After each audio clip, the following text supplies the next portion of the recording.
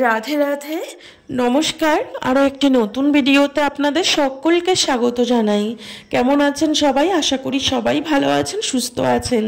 তো আজ সোমবার, আজ পৌষ পূর্ণিমা। তো পূর্ণিমাতে কিন্তু সবথেকে গোবর্ধন পরিক্রমায় বেশি ভিড় হয়। প্রত্যেক মাসের পূর্ণিমাতে এখানে গোবর্ধন পরিক্রমা চলে। এমনি তো সারা বছরই গোবর্ধন পরিক্রমা চলতেই থাকে, নর্মালভাবে পরিক্রমা চলতেই থাকে, কিন্তু পূর্ণিমাতে, প্রত্যেক মাসের পূর্ণিমা তিথিতে সবথেকে বেশি ভিড় হয়। একাদশী থেকে শুরু করে পূর্ণিমা পর্যন্ত মানে প্রচুর ভক্তের সমাগম হয়। এই একাদশী থেকে পূর্ণিমা পর্যন্ত এই 3 দিন ভীষণভাবে পরিক্রমা চলে। প্রচুর ভক্তরা পরিক্রমা লাগায় এই 3 দিন, মানে একাদশী থেকে শুরু করে একদম পূর্ণিমা পর্যন্ত। আমাদের ব্রজধামের ব্রজবাসীরাও কিন্তু এই একাদশী থেকে পূর্ণিমা পর্যন্ত পরিক্রমা দেয়। তো যাই হোক, আজকে ভোর 5টায় আমার হাজব্যান্ড ও পরিক্রমা দিতে বেরিয়েছে। তো আমার বাড়ির পাশে যে বোন আছে, সেই বোন প্রতিদিনই নিত্য নিয়ম করে গিরিরাজ পরিক্রমা লাগায়। এর আগেও আমি তোমাদেরকে বলেছি, আর সেই বোনটাকেও দেখিয়েছি তোমাদেরকে। তো সেই বোনের সাথেই ও আজকে ভোরবেলায় 5টায় বেরিয়ে গেছে পরিক্রমা দিতে। তো ভীষণ ঠান্ডা ভোরবেলা। তো সত্যি কথা বলতে আমি কিন্তু গোবর্ধন পরিক্রমা দিতে পারি না, কারণ এই পুরো পরিক্রমা প্রায় 21 কিলোমিটার।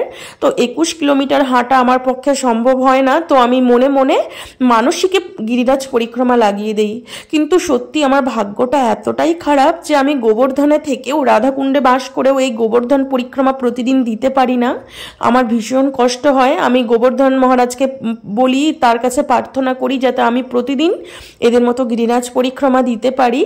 তো সত্যি বলছি, আমার সম্ভব হয়ে ওঠে না। আমার পায়ে ভীষণ ব্যথা। তো এই ব্যথার কারণে পরিক্রমা যদিও বা আমি বের হই, তো আমার প্রায় 10 থেকে 11 ঘন্টার মতো সময় লাগে। আর আমার হাজব্যান্ড আর সেই বোন, ওরা প্রায় মাত্র 4 ঘন্টার মধ্যে পরিক্রমা লাগিয়ে বাড়ি ফেরে। এই জন্য আমার সাথে গেলে ওদের হয়তো পোষাবে না, কারণ আমার 11 ঘন্টার মতো সময় লাগে পরিক্রমা কমপ্লিট করতে। এই জন্য আমি আর বের হই না, আমি মানসিকেই লাগিয়ে দিই। তো দেখো, এই সশরীরে পরিক্রমা লাগানোর যে ফল, মানসিকভাবে মনোসংযোগ করে পরিক্রমা লাগালেও কিন্তু সেই ফল পাওয়া যায়। তো ওরা আজকে ভোরবেলায় বেরিয়েছে এই কারণেই, কারণ পূর্ণিমাতে কিন্তু সব থেকে বেশি ভিড় হয়। তো ওরা যেহেতু 4 ঘন্টায় পরিক্রমা লাগিয়ে ফিরে আসে বাড়িতে, তো সেই জন্য ভোরবেলায় লাগালে কি হয়, ভিড়টা কম থাকে। আর দিনের বেলায় পরিক্রমা লাগালে কিন্তু, এই পূর্ণিমাতে যদি দিনের বেলায় পরিক্রমা লাগানো হয়, সব থেকে বেশি ভিড় থাকে। তখন কিন্তু আর 4 ঘন্টার মধ্যে পরিক্রমা লাগিয়ে বাড়ি ফেরা সম্ভব হয় না। আর এমনি নর্মাল দিনে ওরা যখনই সময় থাকে, মানে সারা দিনে যখনই ফ্রি থাকে, তখনই বেরিয়ে পড়ে পরিক্রমা দিতে। কিন্তু পূর্ণিমার দিনটা, মানে বিশেষ করে এই যে আজকে পৌষ পূর্ণিমা, এই জন্য আজকে ভোরবেলায়, ভোর 5টায় বেরিয়েছে বাড়ি থেকে, যাতে করে ভোরবেলা এতটা ভক্তের ভিড় থাকে না। আর ভোরবেলা ঠান্ডাটাও প্রচুর পরিমাণে থাকে, মানে কি পরিমাণে ঠান্ডা এখানে না এলে বুঝতে পারবে না। তো যাই হোক, কিন্তু পরিক্রমা লাগানোর সময় যখন হাঁটা হয়, হাঁটলে পরে কি হয়, শরীরের টেম্পারেচারটা একটু বেড়ে যায় আর শরীরটা কিন্তু গরম হয়।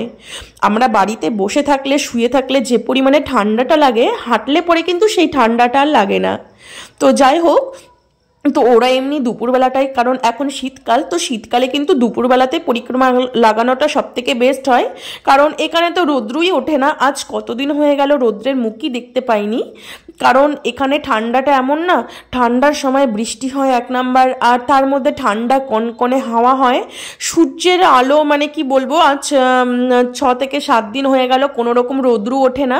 হয়তো একদিন ভালো রৌদ্র উঠলো, আবার তার পরের দিন কি হয়, আবার পরের দিন সূর্যের আলো আর দেখাই যায় না সারাদিনে, এরকম অবস্থা এখানে। তো যাই হোক, তো আজকে যেহেতু পূর্ণিমা, এই জন্য ভোর 5টায় বেরিয়েছে পরিক্রমা দিতে। আর সকালবেলায় এই মনোরম পরিবেশে, মানে দেখতেই পাচ্ছ চারপাশের পরিবেশটা কত মনোরম।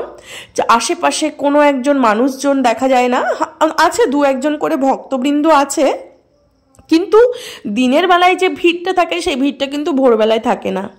এখন ভোরবেলা এই জন্যই বলছি, আমাদের এখানে কিন্তু এখনো সূর্যোদয় হয়নি। সূর্যের দিনের আলো বেরিয়েছে ঠিকই, কিন্তু সূর্যোদয় হচ্ছে সকাল 7টা 15 গিয়ে। তো যতক্ষণ সূর্য না উঠবে ততক্ষণ কিন্তু আমরা সময়টাকে ভোরবেলায় বলবো, আর সূর্য ওঠার পর সেটাকে আমরা প্রাতকাল অর্থাৎ সকালবেলা বলবো। তো এখনো কিন্তু সূর্য ওঠেনি, দেখতেই পাচ্ছ চারপাশে কুয়াশায় অন্ধকার। আর এই ভোরবেলায় পরিক্রমা দিতে যে কি শান্তি যারা দেয় একমাত্র তারাই সেটা অনুভব করতে পারবে। তো আমি হয়তো পরিক্রমায় বের হতে পারিনি, কিন্তু আমি এটাকে অনুভব করার চেষ্টা করি যে পরিক্রমা সকালবেলা উঠেই যে গিরিরাজ মহারাজের দর্শন, আমাদের শাস্ত্রে বলে যে গিরিরাজ মহারাজই সাক্ষাৎ রাধারানী আর শ্রীকৃষ্ণের যুগল রূপ। তো এই যুগল রূপের দর্শন হচ্ছে সকাল সকাল, এর থেকে ভাগ্য আর কি হতে পারে। তো এই পৃথিবীতে আমার মনে হয় না এরকম ভাগ্য মানে আর কিছুতেই হবে যে সকালবেলা উঠেই আমার গিরিরাজ মহারাজের দর্শন হচ্ছে, যে গিরিরাজ মহারাজ সাক্ষাৎ রাধারানী শ্রীকৃষ্ণের যুগল রূপ। তো দেখতেই পাচ্ছ আমি ওই ভিডিওটা করে এনেছিল, ও যখনই গিরিরাজ পরিক্রমায় যায় গিরিরাজের ভিডিও করে আনে, ফেসবুকেও লাইভ করে। তাতে কি হয় যে আমরা তো দর্শন করছি আর ভিডিওটা তোমাদের সাথে শেয়ার করলে তোমরাও ঘরে বসে বসে এই গোবর্ধনকে দর্শন করবে, গিরিরাজ মহারাজকে দর্শন করবে, মানসিকভাবে গিরিরাজ পরিক্রমায় লাগাবে। তো দেখো, যারা দেহের দ্বারা অসমর্থ, সশরীরে গিরিরাজ পরিক্রমা দিতে অসমর্থ, তারা ঘরে বসেও যদি এই ভিডিওতে এই গিরিরাজ পরিক্রমা দর্শন করো, গোবর্ধন মহারাজকে দর্শন করো, গিরিরাজ মহারাজকে দর্শন করো, তাহলে তোমাদের মানসিকভাবেও গিরিরাজ পরিক্রমা করা হয়ে যাবে। বলছে সশরীরের থেকে মানসিকভাবে এই পরিক্রমাটা সব থেকে বেশি উত্তম, কারণ মানসিকভাবে মনোসংযোগ লাগিয়ে করাটা, আমি মনটাকে একদম সংযোগ করে পরিক্রমা দিচ্ছি মানসিকে, সেটা কিন্তু সব থেকে বড়। আর আর তোমার যদি শক্তি থাকে তাহলে তুমি সশরীরে পরিক্রমা দিতে পারো। তো এই জন্য যখনই ও গোবর্ধন পরিক্রমায় যায় ও ভিডিও করে আনে, তো সেটাই আমি তোমাদের সাথে শেয়ার করি, যাতে তোমাদেরও ঘরে বসে গোবর্ধন পরিক্রমা দর্শন হয়, রাধাকুণ্ড দর্শন হয়। বলছে দেহের দ্বারা অসমর্থ হলে মনের দ্বারা সব কিছু করবে, মনে মনে ব্রজবাস করবে।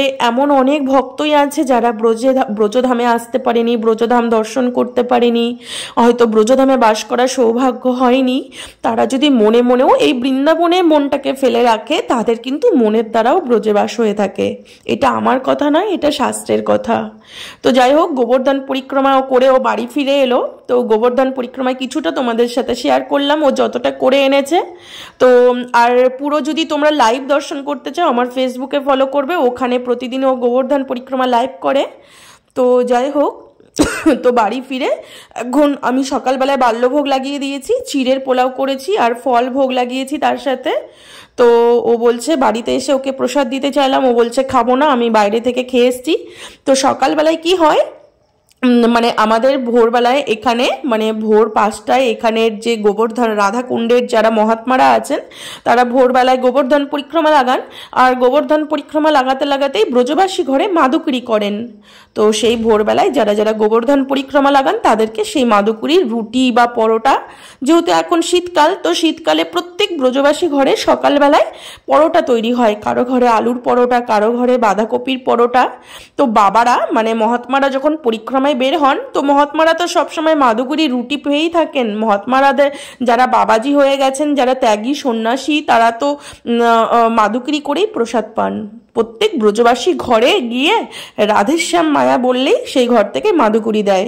তো সকালবেলা হলেই ব্রজবাসী ঘরে রুটি তৈরি হয়। আর শীতকাল, তো শীতকালে কিন্তু প্রত্যেকটা ব্রজবাসী ঘরে ওরা রুটি তৈরি করবে না, এরা পরোটা তৈরি করবে। এরা শীতকালে খুব পরোটা খায়, বাঁধাকপির পরোটা, ফুলকপির পরোটা, আলুর পরোটা। তো যে ঘরে যেরকম জিনিস তৈরি থাকে, তো বাবারা সেই মাদুকুরি তোলে গিরিরাজকে ভোগ দেন। তো আর এই ভোরবেলায় সকালবেলায় যারা যারা পরিক্রমা লাগাবেন, তো সেই বাবারা যাদেরকে দেখবেন তাদেরকে সেই মাদুকুরি রুটি দেন। তো সেখান থেকে আমার হাজব্যান্ড আজকে যেহেতু ভোরবেলায় বেরিয়েছে, তো সেই বাবাদের সাথে আমার হাজব্যান্ডের দেখা হয়েছিল। তো সেখানেই ওকে 2টো পরোটা দিয়েছিল, বাঁধাকপির পরোটা, আলুর পরোটা, তারপরে আলুর জিলিপি। মানে ব্রজবাসী ঘরে যা মাদুকুরি করতে ব্রজমায়ারা যা যা মাদুকুরি দেবেন, সব মাদুকুরি এক জায়গায় তুলে গিরিরাজ মহারাজের তটেই সেখানে গিরিরাজকে ভোগ দেওয়া হয়। তো যাই হোক, সেখানে ও 2টো পরোটা খেয়েছে, 2টো পরোটা খেয়েই নাকি ওর পেট ভরে গেছে। তো আমি বাড়িতে সকালবেলায় বাল্যভোগ লাগিয়েছি চিড়ের পোলাও। তো বাড়িতে এসে ও চিড়ের পোলাও আর পেলো না, বললো আমার খিদে নেই, আমি বাইরে থেকে পরোটা প্রসাদ পেয়ে এসছি। এই জন্য আমি একবারে ওকে আর খেতে দেইনি, আমি নিজেই প্রসাদ পেয়ে নিলাম। তো এখন আমি দুপুরে রান্নাও বসিয়ে দিয়েছি, রান্নাও হয়ে গেছে। তো আর এখন দিনটা এত ছোট হয়ে গেছে না, মানে তার মধ্যে রৌদ্র ওঠে না, সূর্যের আলো দেখা যায় না, চারপাশে অন্ধকার হয়ে থাকে। তো এই জন্য আর আজকে বেশি কিছু রান্না করিনি, একটা ডাল বানিয়েছি আর তার সাথে আলু সোয়াবিনের রসা আর একটা আমলকির আচার ছিল, ঘরেই ছিল আমলকির আচারটা, আমি তৈরি করে রেখেছিলাম, তো সেটা দিয়েই দুপুরে ভোগ লাগিয়ে দিয়েছি। আর এই ঠান্ডার মধ্যে কি হয় জানো, মানে এই ঠান্ডার মধ্যে না ভাত খেলে, মানে ভাত প্রসাদ পেলে শরীর এত ঠান্ডা লেগে যায়। তো এই জন্য ব্রজবাসীরা কিন্তু ওরা তো ভাত তো এমনিতেও খায় না, ওরা প্রতিদিন রুটি আর পরোটা, সকাল বিকাল দুবেলা করেই পরোটা, ভাত তো একদম ওরা ছুঁয়েও দেখবে না। সত্যি কথা বলতে ঠান্ডার সময় ভাত খেলে ভীষণ ঠান্ডা লাগে। তো যাই হোক, আমাদের প্রসাদ পাওয়া হয়ে গেছে। তো প্রসাদ পেয়ে আমি আমার ছেলের সাথে একটু খেলছি এখানে, কারণ আমার ছেলের শরীরটা খুব একটা ভালো নেই, মানে এই অসুস্থ থেকে উঠলো, মানে আজকে তবু একটু সুস্থ বলে খেলে বেড়াচ্ছে। এই কদিন তো বিছানা থেকেই উঠতে পারেনি, এত পরিমাণে ঠান্ডা লেগে গেছে কি বলবো। আর এখানে না এত পরিমাণে ঠান্ডা, হাওয়ার সাথেই ঠান্ডাটা মিশে গেছে। তো ও এতদিনই অসুস্থই ছিল। তো আর আমার ছেলে যখন অসুস্থ হয়, সত্যি বলছি আমার কিচ্ছু ভালো লাগে না, তখন ভিডিও করতেও ভালো লাগে না, ভিডিও দিতেও ভালো লাগে না, কিছুতেই ভালো লাগে না, বাড়ি থেকে বেরোতেই ভালো লাগে না। তো এই 6-7 দিন আমি একটুও সময় পাইনি, সারাদিন আমার ছেলেকে নিয়ে ব্যস্ত ছিলাম। তো আজকে এসে রাধারানীর কৃপায় আমার ছেলে একটু সুস্থ, দেখতেই পাচ্ছ কত সুন্দরভাবে খেলছে। আমার ছেলে যখন সুস্থ থাকে না তখন ও খুব সুন্দর খেলে, কিন্তু ও যখন অসুস্থ থাকে তেমন খুব বড় একটা অসুস্থ হয় না, ওই জাস্ট একটু ঠান্ডা লেগে যায় আর তার সাথে একটু সর্দি কাশি, এইটুকুই। আর সর্দি কাশি হলে জানোই তো আমাদের বড়দেরই যে অবস্থা হয়, সর্দি হলে কিন্তু ভীষণ কষ্ট হয়। আমার বিশেষ করে সর্দি লাগলে প্রচণ্ড মাথার যন্ত্রণা হয়। তো আর ও তো বাচ্চা, তাহলে ওর কতটা কষ্ট হয়। তো আর ওর একটা জিনিস কি হয়, ওর যখন কাশি হয়, বুকে কফ জমে যায়, তখন ও কিচ্ছু খেতে চায় না, এক বুন দুধও মুখে দিতে চায় না, মানে এমন অবস্থা হয়। তখনই আমার ভয় লেগে যায় খাওয়া দাওয়া যখন ছেড়ে দেয়। তো দেখতেই পাচ্ছ, আমার পাশের বাড়ি যে বোন আছে, সে বোনের বাড়িতে এসেছি বিকেলবেলায়। তো সেখানে আমার আরও একটা বোন এসেছে, আজকে আমরা ফুচকা পার্টি করব, এই জন্য। তো অনেকদিন থেকেই ভাবছিলাম আমরা সবাই ফুচকা পার্টি করব। তো এই ঠান্ডার মধ্যেও ফুচকা পার্টি করছি, কারণ অনেক দিন থেকে সবার ইচ্ছে ছিল যে ফুচকা খাবে। তো যেহেতু আমি ভালো বাড়িতেই ফুচকা বানাতে পারি, এই জন্য বাড়িতেই আমি ফুচকা তৈরি করছি। তো শুধু আমি একা না, আমরা সবাই মিলেই বানাচ্ছি, এখানে সবাই হেল্প করেছে। তো এই কদিন তো আমার ছেলের শরীর অসুস্থ থাকার কারণে আমরা কিচ্ছু করতে পারিনি, কোথাও বেরোতে পারিনি। তো আমার ছেলের শরীরটা একটু সুস্থ হওয়ার জন্য আবার আমরা বেরিয়েছি। তো সেই বোনের বাড়িতে আমরা এখন ফুচকা তৈরি করছি। তো দেখতেই পাচ্ছ, ফুচকা এখন আমি ভাজছি ভালো করে, আর ফুচকাগুলো কি সুন্দর ফুলে ফুলে গোল গোল হচ্ছে। আর আমাদের এখানে আমরা বাইরে থেকে ফুচকা আমি কখনোই খাই না, খুব কম খাই, একটাই মাত্র দোকান আছে, সেই দোকানটা বসলে তবেই সেখান থেকে ফুচকা খাই, নয়তো আমি অন্য কোনো দোকান থেকে ফুচকা খাই না। তো আর এই ফুচকা আমাদের এখানে 10 টাকার মাত্র 4টে ফুচকা দেয়। আর এই 10 টাকার 4টে ফুচকা খেয়েও মন মানে ভরে না, এই জন্য ভাবলাম বাড়িতেই ফুচকা বানিয়েই খাবো। তো যেহেতু আমি ভালো ফুচকা বানাতে পারি, দেখতেই পাচ্ছ ফুচকাগুলো একদম ফুলে ফুলে বল হচ্ছে। আর বাড়িতেই আলু মাখা করে নিয়েছি, জল টল সব কিছু বাড়িতেই বানিয়ে ঠাকুরকে ভোগ লাগিয়ে তারপরে আমরা ফুচকা পার্টি করব। তো যেহেতু অনেক দিন আমরা একসাথে হইনি, তো এই জন্য। তো আমার আর একটা বোন আছে, ওকেও ফোন করেছিলাম, ও এসেছে। দেখো আলু মাখা, জল আর ফুচকা, আর এখানে লেবু দিয়ে জল বানিয়েছি, লেবু আর জলজিরা দিয়ে জল বানিয়েছি। আর এখানে বেগুনি, এটা পকোড়াটা আমরা কিনে এনেছি। আমাদের বাড়ির সামনের গলিতেই একটা পকোড়ার দোকান আছে, মানে এত সুন্দর পকোড়া, যে পকোড়া আমরা বাড়িতেই বানিয়ে খেতে পারি, কিন্তু বাড়িতে বানিয়ে খেলে সেই টেস্টটা পাবে না যেটা তুমি ওই দোকান থেকে কিনে এনে খেয়ে যে টেস্টটা পাবে। তো সেই দোকান থেকে আমি সত্যি কখনোই খাইনি, তো অনেক দিনের ইচ্ছে ছিল ওই দোকান থেকে পকোড়া এনে খাবো। তো এখানে 100 গ্রাম পকোড়ার দাম 40 টাকা।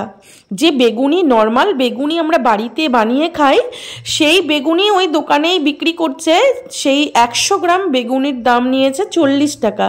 তো 200 গ্রাম বেগুনি নিয়েছি 80 টাকা দিয়ে। তাহলে ভাবতে পারছো এই পকোড়ার দোকানে কি লাভ। তো আমি বলছিলাম চল আমরা পকোড়ার দোকান খুলে ফেলি, কারণ আমাদের এখানে লোক প্রচুর পকোড়া খায়। এখানের হিন্দুস্তানিরা নন বেঙ্গলিরা এত পরিমাণে পকোড়া খায়, তো দেখতেই পাচ্ছ। আর তার সাথে ফুচকা নিয়েছি, এক ঝুড়ি ফুচকা। আর এখানে ঠাকুরের যেটা ভোগ লাগানো হয়েছিল সেটা আগে খাবো, তারপরে ওটা খাবো।